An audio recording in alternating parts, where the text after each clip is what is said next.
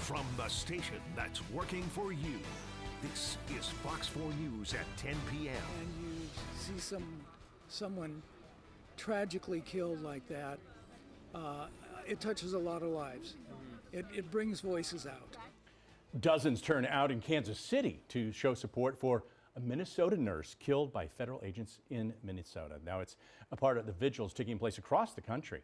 Thanks for joining us for Fox 4 News at 10. I'm Scott Kilberry. I'm Lauren Halifax. So doctors and nurses gather tonight for a vigil in honor of Alex Preddy. Fox 4's Jacob Kaufman starts our team coverage from outside Research Medical Center. He's there live. What are they calling for, Jacob?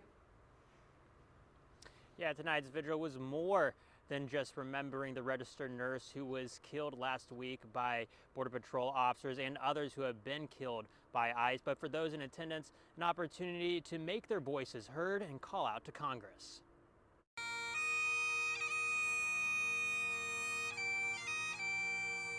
Nurses and doctors from multiple hospitals around the metro faced the cold with a common goal Thursday night, standing for something bigger than themselves.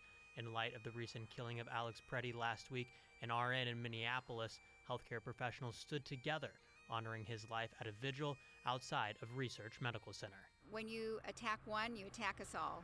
And as a nurse, I'm standing behind the nurses that have been out protesting in Minneapolis and all across this country. In my 52 years as a nurse, this is the first time that I am truly afraid for some of my patients.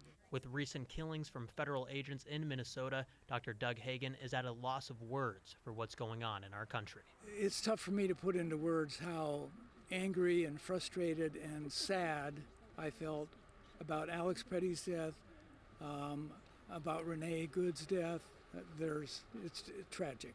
Sponsored and organized by the National Nurses Union, tonight's vigil was more than just remembering Alex Preddy. People are calling out to the legislature, asking them to put our money elsewhere.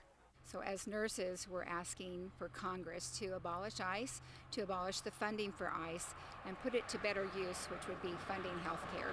People have to have their voices heard, and if they can speak with a voice that includes an economic impact, all the better. Living in a time of fear, one registered nurse says at the end of the day, it's not hate that will prevail, but because ultimately love will win and caring will win, and that's what it's all about. So yeah, this is needed. This is really needed.